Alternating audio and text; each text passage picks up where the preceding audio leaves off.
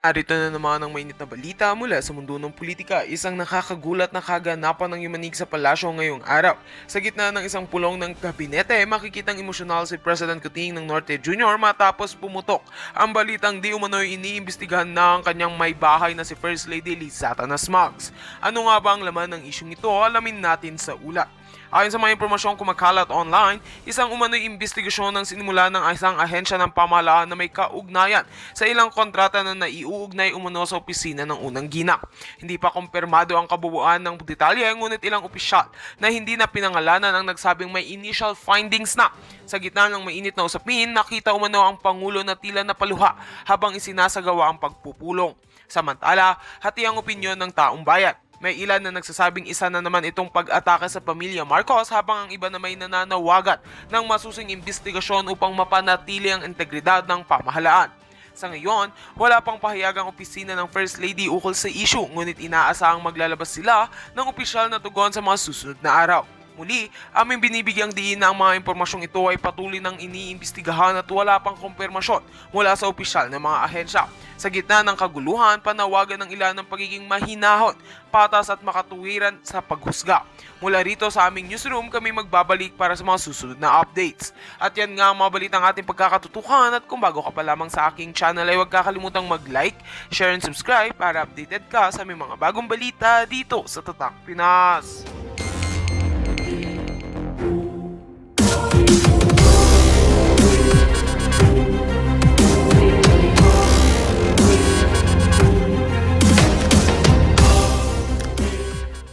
Nung nakita ko yung mga kantarantaduhan nila, right there and then pinakita ko na sa inyo, minessage ko siya. Sabi ko, Lam, alpot, patutot, bigaon. Diba? Siling ko sabi ko sa kanya. Napapaligiran ka ng bad eggs, yun pa sabi ko. Nahingi siya ng pasensya, bigla akong, kasi tungkol yun sa ticket, na dinorobo yung ticket ko ng mga putang ng mga taga, yun gayon yan sila, bukang kang kung sino pa man, o si Taning, o sino pa man. Sinabi ko sa kanya. Kasi sabi niya, I have 2 tickets. Tapos 2 tickets dun sa ano na yun, sa meeting de avance. Tapos isa na lang. So sinabi ko sa kanya, tapos nakita ko yung mga tao, gano'n. So sinumbong ko sa kanya. Sabi ko, hindi pa tayo nananalo, pero yung mga nasa paligid mo, mga masasamang damo na, sinabi ko sa kanya. Kasi all I thought, mabuti siyang tao para siya sa Pilipino. Eh sinasabi ko yung nakikita ko. Sinumbong ko rin sa kanya na yung mga elderly doon, na mga Marcos loyalist na pinababayaan, wala pa na siyang pakialam. Ako pala yung concern doon. But anyway, kaya wala ako doon kasi hindi ako masamang tao, hindi ako gumugurgur ng tao. Ang kinukuha ni Marcos Jr., ang kayang gumurgor, ang kayang mga abuso ng kapangyarihan ng batas. Yan ang gusto niya. The reason why kaming mga sumuporta sa kanya, ako, April, alam nyo yan, Agosto pa lang ng 2022. Ay lumisan na ako sa binolja ko na sila, kaya nga pinanganak binuking ko yung babaeng sa Malacanang, di ba? Granting na wala pa hanggang ngayon, di pa nilalabas yung TRO, di ba? I don't know kung pakicheck niya kung may update sa TRO. Di ba? Pwede pa ring humiling ang Pangulong Duterte ng reconsideration sa Korte Suprema. Maraming paraan para mapigilan, or kahit na hindi pigilan ni Bangag, kahit kasi hindi naman niya talaga pipigilan yung pagpa-aresto kay Pangulong Duterte kasi 2023 pa lang, pinlano na nila yan. Lahat ng in-expose ko sa inyo nangyari, makipagsabatan kay ganito, kay ganyan, kay Trillanes, in-expose ko yung passport ng mga interpreter ng ICC, Filipino-American, ang dalawang Breton, di ba? Ipaulit-ulit ko. Ito na yun. So, yung kasinungalingan ni Bangag Jr., dapat talaga yung hayop na yan ang makukulong pagdating ng panahon, mga kababayan. Kasi talaga ang dami nilang violate na batas. Although, ako very positive ako na dahil nga si Spokesari ay isa sa mga abogado na pwedeng magdepensa doon sa ICC, very positive ako na talagang mapapawalang, mananalo tayo dito. The problem lang, dahil 80 na nga yung Pangulong Duterte, mga kababayan, yung tinignan natin yung health niya. Di ba nakita nyo kahapon? Yung mga medical gadgets or equipments like yung oxygen, napahirapan pa, ayaw pa nila ipapasok. Nasaan ang pagiging Pilipino ninyong mga inayupa kayo? Nasaan? Nakita niyo mga kababayan kung gaano sila kawalang hiya, kung gaano sila walang puso. Nasanabi ko nga, they talk about human rights na binayolate ng Pangulong Duterte. Yung human rights ni Pangulong Duterte, yung human and legal rights niya, na dapat dumaan muna sa local court sa atin or sa Supreme Court bago siya i-endorso sa mga traidor. Pero ito ay plano at pakikipagsabuatan ni Lisa Tanas, ni Bangag, ni Tambaluslos at lahat ng mga kaalyado niya na mga inayupak na yan. Kaya pagdating ng araw, magbabayad yung mga yan. At mayroon din tayong tinitignan na mga consideration kapag ang akusado ay matatanda na or mayroong karamdaman o may mga health issues. Di ba? Pero sa Pangulong Duterte, kahit nasabihin pa natin, i-granting, i-assume na natin na siya ay guilty. Di ba? May karapatan pa rin, di ba? Kahit yung mga nasa kulungan. Kaya marami mga advocates na ang mga nakakulong ay mayroon silang legal and human rights para sa due process at para kapag mayroon silang medical problem, pwede silang medical house arrest or hospital arrest. Pero sa Pangulong Duterte, dineprive nila lahat yun. Mga... Buha ka ng ina niya. Hindi nyo naman lang tinignan. 80 years old na yung Pangulo. Pinaikot-ikutan yung mga walang utang na loob kayong mga pulis. Na mga sundalo. Hindi nyo tinignan yung consideration. May karapatan, di ba? May mga pananawagan yung mga, mga Commission on Human Rights, mga chuchu, rights of elderly, rights of the sick detainees, mga sick na mga nakakulong and everything. Karapatan nila na, matignan ng doktor. Si Pangulong Duterte, binigyan nyo ba? Ibinigay nyo ba sa kanyang karapatan niya? Number 1, age. 80 years old. Number 2, nakita nyo, frail, wab, yung hindi stable. Kaya nga nagtutungkod na yung Pangulo. Nakita niyo sa Hong Kong na ako doon eh. Kinabahan nga ako doon kasi napaganon siya. Kaya nga sabi ko nasa mind ko noon, sabi ko sana, yung mga PSG, yung mga yung mga nasa likod niya, dapat maabtik ka mo. Mabilis kayo. Nasa mind ko lang. Pero titignan mo yun, nag-arte ba si Pangulong Duterte na maghina-hina siya? Human rights niya rin yun, na bilang isang senior citizen or elderly nga o may edad na, dapat nirespeto yung kanyang pagiging, yung kanyang yung kanyang karapatang pantao. Sabi ko nga mga kababayan, kasi hodang nakakulong ka ay may karapatan. Ano pang mga inaarte-arte ng mga politiko diyan na pumupunta sa mga presuhan? Tapos pinapalaya na nga yung mga matatanda, di ba? Dahil may edad na. Parang binibigyan sila dahil sila ay naging mabuti naman sa loob ng kulungan, pinapalaya sila mga ganyan-ganyan. Kahit sila ay gumurgor ng 10, may ginurgor 50, 100 o mas, what I mean? Mas gurgur, binibigyan sila ng kanilang karapatan. Ang Pangulong Duterte exempted. Hindi kasali. So wala siyang legal rights, wala siyang human rights. Wala siyang kalayaan magdala ng kanyang, although may dala siyang nurse, pupunta sa ibang bansa, unang-una, iba ang klima doon. By the way, malamig pala doon. Sana may jacket ang Pangulo. Ako nga bata, nagkasakit ako sa Europa eh. Hanggang ngayon ka, may kunting virus pa ako eh. Asan yung humanitarian Humanitarian reason. Humanitarian, what do you call that? Grounds, di ba? Kasi titignan mo eh. Kaya ba ni Pangulong Duterte magbiyahe? Long flight yan. Kaya nga hindi umaalis ng bansa yan ng malayo eh. Hanggang Hong Kong, hanggang Asia lang yan eh. Hindi nga pumunta ng Amerika yan. Di ba kung yan si Duterte ay gusto lang mag-jamming-jamming, gusto lang talagang saltamantahin ang pera ng bayan, nung panahon niya, pumunta ba siya ng Amerika? Nag-travel ba siya sa mga mayayamang bansa na magdurog lang dito? Hindi ka tulad ni Marcos Jr., ilang beses na pabalik-balik sa Amerika, nagpupuslit pa sa Singapore para F1, di ko nga alam kung saan-saan pa siya pumuslit, di ba? Nasaan ang humanitarian reason? Yun yung grounds na dapat tinignan ninyo Hindi nyo pinasakay ang Pangulong Duterte, pero mga kababayan, kahit mangawit ang boses ko dito, sila ay pinlano nilang traidorin ang Pangulong Duterte na ibenta sa mga banyaga. Ang pagbenta kay Duterte ay pagbenta sa lahat ng Pilipino. Kaya kayo mga buwaka ng inang mga trolls ni Lisa at kayo mga Pilipinong mga taksil, namnamin nyo pag pumunta kayo sa ibang bansa, first time ninyo na mapagkamalan kayong what? O hindi pala mapagkamalan, na ang tingin sa inyo ay pokpok at katulong. Yan, dalawa lang yan.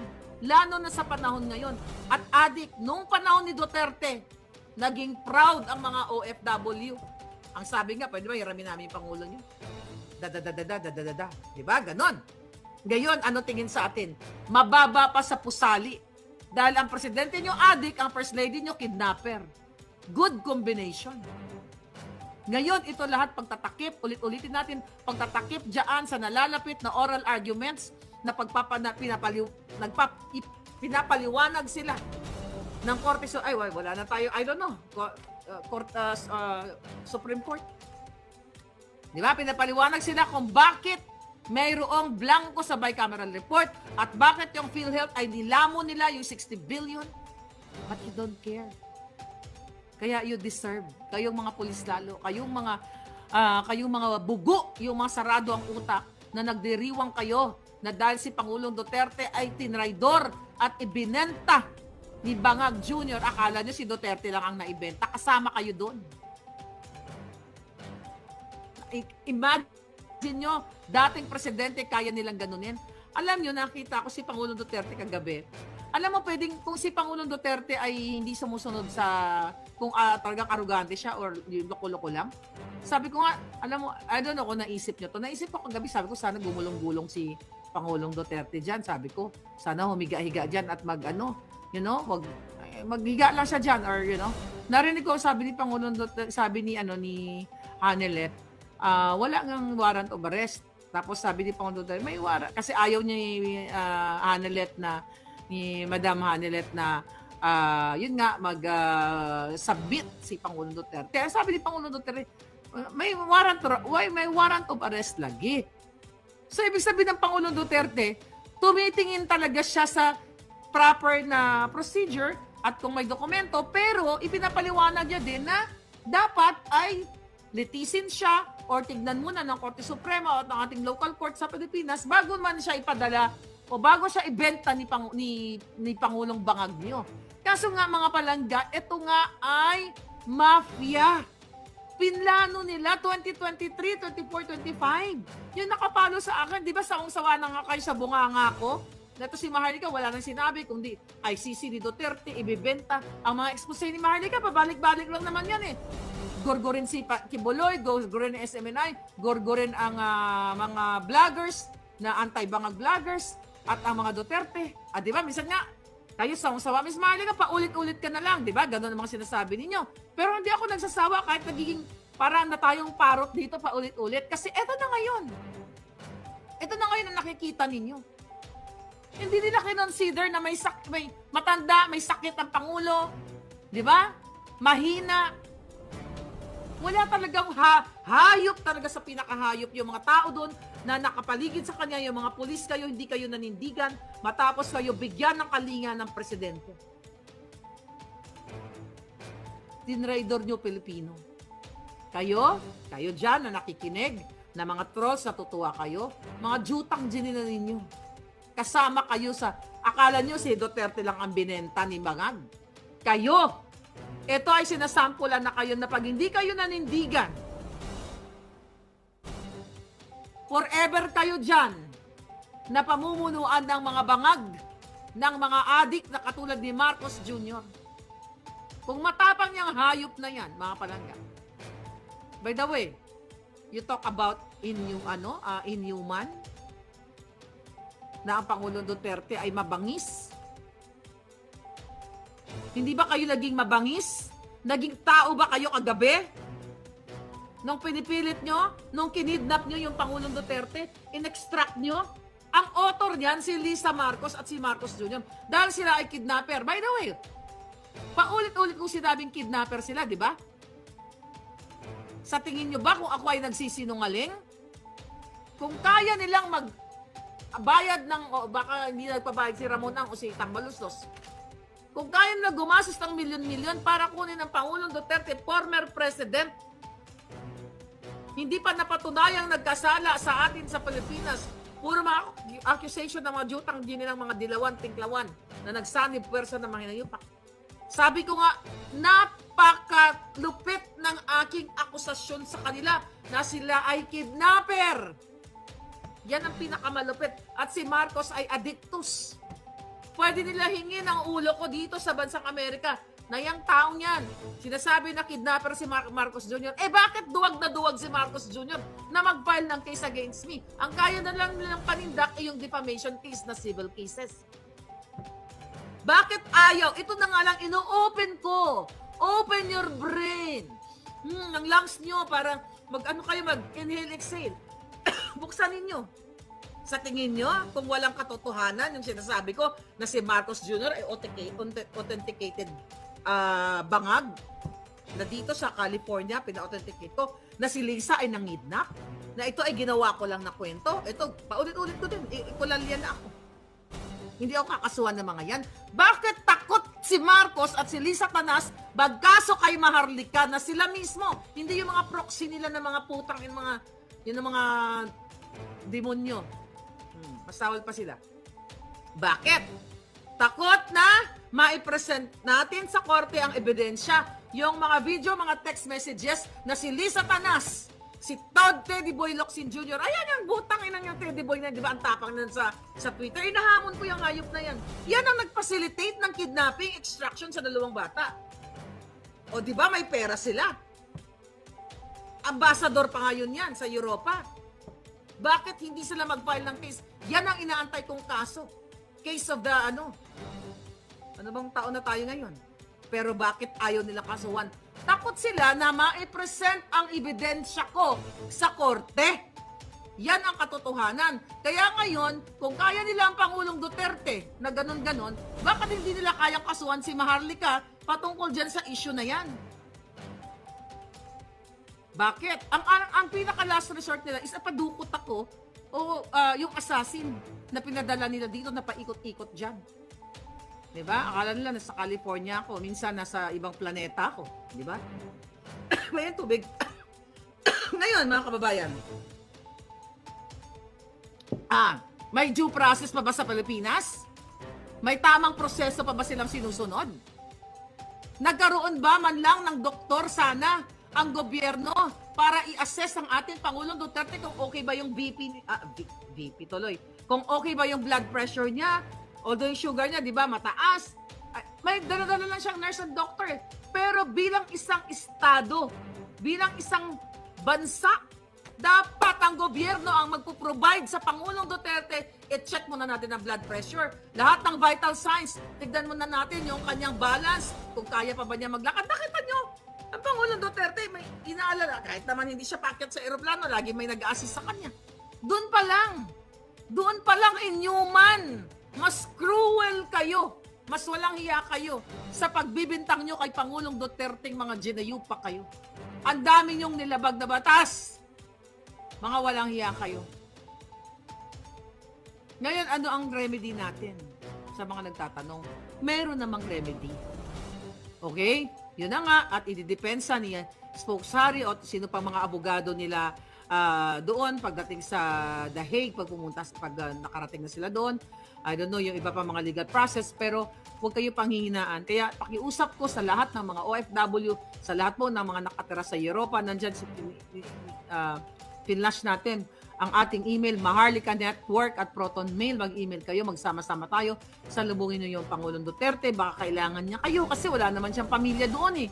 Baka mamaya kailangan, hindi ko alam kung anong favorite ni Pangulong Duterte na ulam. Baka kailangan pala niya ng adobo. Baka pwede kayo mag-volunteer doon. Oh, 'di ba? Kasi ang alam ko hindi masarap ang pagkain diyan sa sa Dutch food. Okay? So mga kababayan, yan yung nakikita natin. Kaya wag niyong susukuan yung Pangulo na nagbigay sa inyo ng peace of mind. Yung nagbigay sa OFW ng pag-asa. Nagbigay sa inyo ng liwanag, not only OFW, lahat ng Pilipino in and out sa country. na binigyan kayo ng peace of mind pag-enter nyo pa lang sa airport. Niwala nga tayong ang dami talaga nilabag nilang batas, mga palangga. Yung Rome Statute na pinapaliwanag nila Attorney Vic at ni Attorney Harry Roque. Si Harry kasi talagang ICC lawyer talaga siya. So ano ang remedy nito? Well, according to Harry, pwede rin tayo mag-file sa UN, pero long shot yun eh. Pwede rin mag-appeal for medical reason. 'Di ba? Kitang-kita naman eh. Pero I don't know kung hanggang saan ang laban natin. Pero sabi ko nga, mga palangga, huwag kayong sumuko sa laban. Matanda na yung Pangulo eh. May sakit, mahina. 'Di ba? Ang daming nakikita niyo naman yan. Ang daming pwedeng gamitin para ma-release siya. Human rights, due process, ano pa mga legal grounds na pwede nating ibato. Bahala na si Harry dyan. For humanitarian reason nga na tinatawag. Kailan kayo kikilos? Yung presidente yung bangag na. Kayong mga PNP at AFP, napatunayan nyo kagabi na kayo ay mga bangag. Susumpa-sumpa pa kayo, mga jutang ginina ninyo, na poprotektahan nyo ang konstitusyon, batas ng Pilipinas, pahawak-hawak kayo sa flag, palunok sa inyo yung mga flag na yan eh. Visit kayo. Pero sumusunod kayo sa utos na illegal ni Torre, sa utos ni Lisa, sa utos ni Bangag, na lapastanganin ang batas ng Pilipinas at ibenta ang dating Pangulo na nagbigay sa inyo ng pag-asa. Well, yung mga addictus, yung mga pulboronic, talagang wala kayong pag-asa. Sabi nga ni Pangulong Duterte, sa mga addict, sa mga pulboronic, lahat, huling Pasko nyo na to, di ba? Siyempre, kung ikaw ay nag-i-engage sa ganang klaseng pamumuhay, talagang mabubwisit ka kay Duterte. Ba't hindi lahat? Dahil sa kagabi, sa interview natin, maraming nagsiiyakan na nabago ang kanilang buhay ng kanilang mga kapatid, ng kanilang pamilya, dahil sa pinarehab ng gobyerno, ang mga nag-addictus, tapos nagbagong buhay. Maraming nagpo-post na ngayon. Mag-post kayo sa mga experience nyo about kay Pangulong Duterte. Talagang dapat natin malagpasan yung mga propaganda ng media. Dahil ngayon, post sila ng mga picture ng mga addict na pinatay. Yung mga pinatay na inosente. Kayo yon, i-post nyo din. Para to counter them. Ano ang malagang buhay? Yung bata, buhay ng 6 years old? O buhay ng addict na sinira, yung buhay ng 6 years old? Anong importante?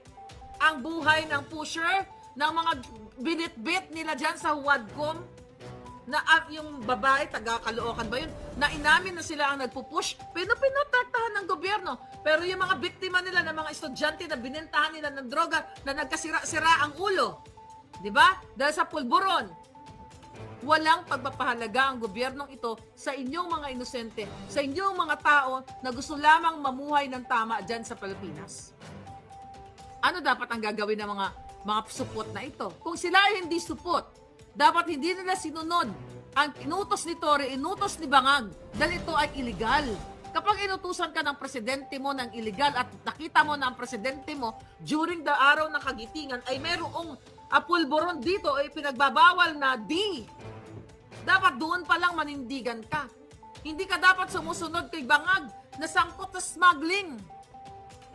Pinapalaya ang mga smuggler, nag-a-appoint na mga smuggler. Kidnapping, kaya pa ulit-ulit na lang ako. Yung loto, nandyan, ninanakaw ng mga buwakan ng ina. Yung 433, ang dami. Diba, babalik na naman ako para naman akong parot, ikulalya, 5,500 flood control, budget, lahat. Ano pa ang gusto ninyo? Ayuda na ipinamimigay, ginagamit ng mga hayop para mag-vote buying. Now, the online voting na gustong dayain ang mga OFW, at wala nang magiging check and balance dahil na wala nang mga watchers, sila na ang magmamanipula ng mga, ng mga makina. Hindi na makikita ng OFW na ipasok mismo sa makina yung kanilang mga balota. Ano pa ang kailangan kong dakdakin dito? Pati si Rimulya, yung 2 Rimulya, nakipagsabuhat. Well, lahat sila. Name it, lahat yan sa mga ahensya ni Bangag. Lahat ng naniniwala kay Bangag sa ahensya niya na nakikinabang ngayon, lahat kayo, No exemption. Why? Alam nyo addict si Marcos Jr. Dito nga may nagurgur. Wala, by the way, yung update dito sa Natchogi na kasama nila sa Entourage, nag-check ako kanina. Pending pa rin. Wala pang bagong report kung ano yung hindi pa na-confirm ang yung kanyang compulboronic ba? Kung anong substance ang ang pumasok sa katawan niya. Well, sa ngayon di natin ma-impeach si Bangag. Pero kung kikilos kayo, manindigan kayo, yung mga pulis, yung mga sundalo na naniniwala kay Pangulong Duterte, hindi man labag sa batas yun ang mag-speak up at manindigan. Sumusunod kayo sa Bangag. Diba? Dapat umaksyon ang mga matitino sa AFP, ang mga retired ba? Ulit-ulit ko sinasabi, ang mga pulis na matitino, dahil ibinenta na ni Marcos Jr. kayong lahat. Imagine nyo, putang ina. Pumayag kayo, ibang lahi, tapos sasabihin nyo, taas noo kahit kanino, ako ay Pilipino, ang mamatay ng dahil sa'yo. Julul, ang mamatay ng dahil sa mga banyaga. Mga traidor kayo. Taksil talaga kayo. The F na pa ba laban-laban sa China? Protektahan natin ang ating soberanya laban sa China, ganito, gano'n. Tapos ibinenta nyo yung sarili nyong dugo sa sarili nyong lahi. Tapos gusto nyo yung ibang Pilipino na mga nahuli doon kung saan mang bansa, makipag-ugnayan, sabi ni Bangag, sa Interpol para maibalik ang mga akusado o nasasaktal na mga Pilipino. Samantala ang Pangulong Duterte, inihain nyo sa banyaga mga yun di puta ka mo tanan, mga linti ka mo panay, pagsudsugod ng mga bilat ni Lisa. Ay, galit mga kababayan. Nakakagalit yung ginagawa nila. Yung polis na iyak, pero wala silang magawa. May pamilya din sila, sabi ni Virgie pa. Yun na nga mga kababayan. Lumabas kayo sa bahay niyo. Ang sabi ng iba, okay, akala ko ba revolusyon yan? Ang revolusyon hindi nangyayari ng isang araw. Hindi yan nangyayari ng isang araw. Collective yan. Kailangan nyo manindigan dahil wala nang batas sa Pilipinas. Kagabi, napatunayan natin na nag-failed na even ang mga justices natin. Kaya kayo, alam nyo yung may mga kaso-kaso sa Pilipinas, yung mga ginigipit kayo ng kapitbahay nyo, ng mga pulis, o ginigipit kayo ng mga tao sa gobyerno. Kaya nilang laruin ang batas at wala kayong laban dyan. Kung kaya nila bayaran ang mga husgado, ang mga lawyers, at kung sino-sino pa, mga kababayan,